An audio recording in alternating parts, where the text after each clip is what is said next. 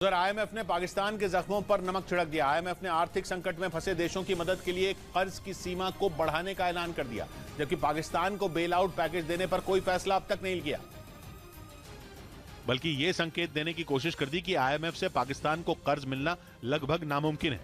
मतलब एक तरफ आईएमएफ दुनिया को ये दिखाने में लगा है कि वो बेहाल मुल्कों के लिए खजाने का दरवाजा खोल रहा है, दूसरी तरफ पाकिस्तान को ठेंगा दिखा रहा है। पाकिस्तान भी ये समझने में नाकाम है कि आखिर आईएमएफ उससे किस बात का बदला ले रहा है, क्योंकि आईएमएफ के साथ पाकिस्तान की सरकार कई दौर की बातचीत कर चुकी है। पाकिस्तान का दावा है कि आईएमएफ की बताई सारी शर्तों पर अमल भी किया जा रहा है, लेकिन हर दौर की बातचीत के बाद शर्तों का पुलिंदा बदल जाता है। और इस बार भी पाकिस्तान के साथ कुछ ऐसा ही हुआ। पाकिस्तान के वित्त मंत्री का दावा है कि व्यापार घाटे को कम करने या खत्म करने की शर्त आईएमएफ की तरफ से पहले कभी नहीं रखी गई थी, लेकिन आखिरी पलों में आईएमएफ ने व्यापार घाटे को जून तक खत्म करने की शर्त सुना दी। ऊपर से पाकिस्तान की अर्थव्यवस्था पर कर्ज के बोझ को सबसे बड़ी मुसीबत समझा जा रहा है। पाकिस्तान पर इस वक्त 20 लाख करोड़ पाकिस्तानी रुपयों का विदेशी कर्ज है। ये रकम करीब 7,500 करोड़ डॉलर है, जो कि पाकिस्तान की अर्थव्यवस्था के हिसाब से बहुत बड़ी है। इसीलिए पाकिस्तान को लग रहा है कि आईएमएफ जानबूझकर सिर्फ बहानेबाजी कर रहा है। पाकिस्तान के खजाने में इस वक्त केवल 382 करोड़ डॉलर है। वो आईएमएफ से कर्ज भी केवल 110 करोड़ डॉलर ही मांग रहा है, जिसके लिए हजारों करोड़ डॉलर का कर्ज मुसीबत बन रहा है। मतलब ये कि 110 करोड़ डॉलर पाने के लिए पाकिस्तान को हजारों करोड़ का कर्ज लौटाने को कहा जा रहा है, जबकि पाकिस्तान सरकार सफाई दे रही है कि इतना कर्ज तो पाकिस्तान पर सालों से है। इसी कर्ज के कारण पाकिस्तान को बेल आउट पैकेज की जरूरत पड़ी थी। मतलब ये कि अगर ये कर्ज ही बेल आउट पैकेज के रास्ते की रुकावट है तो आईएमएफ ने शुरुआत में ही क्यों नहीं बताया। खबर है कि आईएमएफ के रवैये से पाकिस्तान की सरकार हताश है और इस मामले में वो अमेरिका की मदद लेना चाहती है। लेकिन अमेरिका भी पाकिस्तान से दूरी बना रहा है। मतलब ये कि पाकिस्तान का साथ न तो कोई विदेशी एजेंसी दे रही है और न ही उसका कोई दोस्त उसका साथ दे रहा है।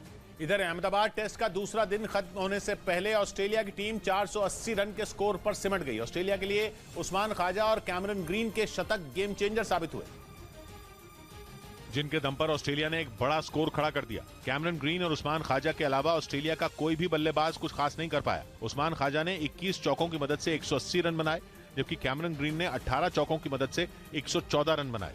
दोनों के बीच 5वें विकेट के लिए 208 रनों की साझेदारी हुई, जिसने ऑस्ट्रेलिया का पलड़ा मजबूत कर दिया। हालांकि भारत के लिए अच्छी बात यह रही कि दूसरे दिन फिरकी का जादू चलने लगा।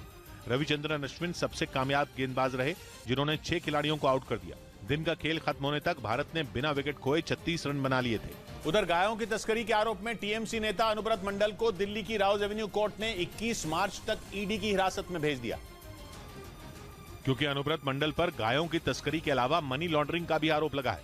यही नहीं, ईडी ने अनुब्रत मंडल की बेटी सुकन्या मंडल समेत 12 लोगों को पूछताछ के लिए दिल्ली तलब किया। इन पर भी पैसों की हेराफेरी करने का आरोप है।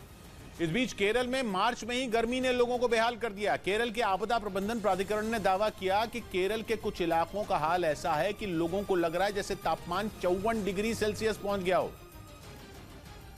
जबकि केरल में इस सीजन का सबसे ज्यादा तापमान 38.6 डिग्री सेल्सियस दर्ज किया गया। लेकिन केरल के आपदा प्रबंधन प्राधिकरण ने अपनी रिपोर्ट में कहा कि राजधानी तिरुवनंतपुरम, आलपुझा, कोट्टयम और कन्नूर के कुछ इलाकों में हीट इंडेक्स 54 डिग्री सेल्सियस को भी पार कर गया। हीट इंडेक्स में तापमान के साथ साथ हवा की नमी को भी मापा जाता है। 54 डिग्री सेल्सियस के हीट इंडेक्स का मतलब है कि केरल में तापमान है तो कम, लेकिन लोगों को एहसास 54 डिग्री सेल्सियस जैसी गर्मी का हो रहा है। केरल के मौसम विभाग के डायरेक्टर का कहना है कि कम बारिश की वजह से मौसम ऐसा बना हुआ है। Kerala has not received any rain from 1st of March. यहाँ तक कि जनवरी और फरवरी में भी केरल में कम बारिश हुई। हालांकि राहत की बात यह है कि अगले 3-4 दिन में बारिश हो सकती है। उधर अमेरिकी मीडिया की खबर है कि इजरायल और सऊदी अरब के बीच दोस्ती कराने की कोशिश में लगे अमेरिका के आगे सऊदी अरब ने बहुत महंगी शर्त रख दी है। सऊदी अरब और इजरायल के बीच शुरुआत से सिर्फ और सिर्फ नफरत हो रही है। ऐसे में अगर दोनों दोस्त बन गए तो पूरे पश्चिम एशिया में राजनीति और कूटनीति के समीकरण ही बदल जाएंगे। लेकिन दोस्ती की इस कोशिश पर खुद सऊदी अरब ने ही ब्रेक लगा दिया। बताया गया कि सऊदी अरब ने अमेरिका से कहा कि वो इजरायल से दोस्ती का हाथ तभी आगे बढ़ाएगा जब अमेरिका उसकी कुछ शर्तें पूरी करे। सऊदी अरब एक न्यूक्लियर प्रोग्राम तैयार करना चाहता है। ऐसे में उसकी पहली शर्त यह है कि इस काम में अमेरिका उसकी मदद करे। सऊदी अरब की दूसरी शर्त यह है कि अमेरिका उसे हथियार बेचने पर लगाई बंदिशों को कम करे। लेकिन ये शर्तें इतनी महंगी हैं कि इजरायल और सऊदी अरब के बीच रिश्ते बहाल हो पाएंगे भी या नहीं, यही एक बड़ा सवाल बन गया है। क्योंकि अमेरिका को डर है कि न्यूक्लियर प्रोग्राम के लिए मदद की आड़ में सऊदी अरब कहीं परमाणु बम न बना ले। अमेरिका की दूसरी चिंता यह है कि अगर उसने सऊदी अरब को अंधाधुंध हथियार दिए तो वो उन्हें अपने पड़ोसी यमन पर भी दाग सकता है, जहां सऊदी अरब हूथी विद्रोहियों से लड़ रहा है। इसी वजह से विदेश मामलों के जानकार मान रहे हैं कि सऊदी अरब और इजरायल की दोस्ती देखने में कई बरस भी लग सकते हैं, क्योंकि अगर एक तरफ अमेरिका है तो दूसरी तरफ भी सऊदी अरब जैसा सबसे ताकतवर अरब देश है। ऐसे में वो अमेरिका की हां में हां मिलाकर अचानक अपना बरसों पुराना स्टैंड नहीं बदलेगा, क्योंकि इजरायल से दोस्ती करने का एक ही मतलब है, फिलिस्तीन के मुद्दे पर समझौता। इजरायल और फिलिस्तीन के बीच बरसों से जमीन का विवाद है। इजरायल यहूदी देश है, वहीं फिलिस्तीन अरब मुस्लिम है। इसी वजह से सऊदी अरब की इजरायल से शुरुआत से ही दुश्मनी रही है। ऐसे में अगर सऊदी अरब ने इजरायल से दुश्मनी भुला दी तो अरब दुनिया में उसकी थूथू हो जाएगी। यही वजह है कि सऊदी अरब अमेरिका से सौदेबाजी करने में लगा है और इतने बड़े फैसले की वो अमेरिका से बड़ी कीमत वसूलना चाहता है। लेकिन अमेरिका भी सऊदी अरब के आगे झुकने के मूड में नहीं। अमेरिका के खुद के रिश्ते ही सऊदी अरब से बिगड़े हुए हैं, क्योंकि 4.5 साल पहले सऊदी अरब के पत्रकार जमाल खशोगी की हत्या के बाद बाइडेन ने सऊदी अरब को दुनिया में अलग थलग करने की कसम खाई थी। और बाइडेन की वही कसम उनके गले की हड्डी बन गई, क्योंकि उसी बात पर सऊदी अरब ने अमेरिका को सबक सिखाने की ठान ली। वो अमेरिका के लाख कहने के बावजूद तेल का उत्पादन बढ़ाने को तैयार ही नहीं। लेकिन यहाँ अहम बात यह है कि अमेरिका, इजरायल और सऊदी अरब इन तीनों का एक ही दुश्मन है, ईरान। और एक पुरानी कहावत है कि दुश्मन का दुश्मन दोस्त होता है। अमेरिका, इजरायल और सऊदी अरब तीनों को समझ आ रहा है कि अगर उन्हें ईरान से निपटना है तो एक साथ तो आना ही होगा, लेकिन उनके अपने शिकवे उनके आड़े आ रहे हैं। इधर सूत्रों के मुताबिक महाराष्ट्र में एनसीपी नेता हसन मुशर्रफ के अलग अलग ठिकानों पर ईडी ने छापेमारी की। हसन मुशर्रफ पर 100 करोड़ रुपए की मनी लॉन्ड्रिंग का आरोप लगा। और सूत्रों के मुताबिक इसीलिए ईडी ने पुणे और कोल्हापुर में हसन मुशर्रफ के ठिकानों पर छापेमारी की। बीजेपी नेता किरीट सोमैया ने हसन मुशर्रफ के ऊपर 100 करोड़ रुपए की मनी लॉन्ड्रिंग का आरोप लगाते हुए शिकायत दर्ज करवाई है। उधर पश्चिमी मीडिया ने दावा किया कि वैगनर ग्रुप के मुखिया रूस के राष्ट्रपति पुतिन को सत्ता से हटाने की तैयारी में। बताया गया कि वो उनकी जगह खुद को राष्ट्रपति बनाने के लिए एक खास प्लान पर काम कर रहे हैं, ताकि वो किसी भी सूरत में पुतिन की जगह ले सकें। पश्चिमी मीडिया के मुताबिक वैगनर ग्रुप के मुखिया येवगेनी प्रिगोजिन ने इसके लिए एक खतरनाक प्लान बनाया है। बताया गया कि वो यूक्रेन जंग में जीतने के बाद रूस के राष्ट्रपति के खिलाफ खड़े होकर अपनी दावेदारी पेश करेंगे। असल में इस जंग में अब तक रूस के सैनिकों का वैगनर ग्रुप ने जमकर साथ दिया है। यही वजह बताई जा रही है कि रूस में अब वैगनर ग्रुप को समर्थन मिलना तेज हो गया। लेकिन ये पुतिन के लिए अच्छे संकेत नहीं है, क्योंकि अगर एक बार वैगनर ग्रुप के मुखिया रूस में हीरो बन गए तो पुतिन की मुश्किलें बढ़ जाएंगी। और पश्चिमी मीडिया के मुताबिक इसीलिए वैगनर ग्रुप के मुखिया अभी से जोर शोर से अपनी दावेदारी मजबूत करने में जुट गए, ताकि जैसे ही जंग में रूस को कामयाबी मिले उसका पूरा श्रेय लेकर वो खुद रूस की सत्ता में आ सकें।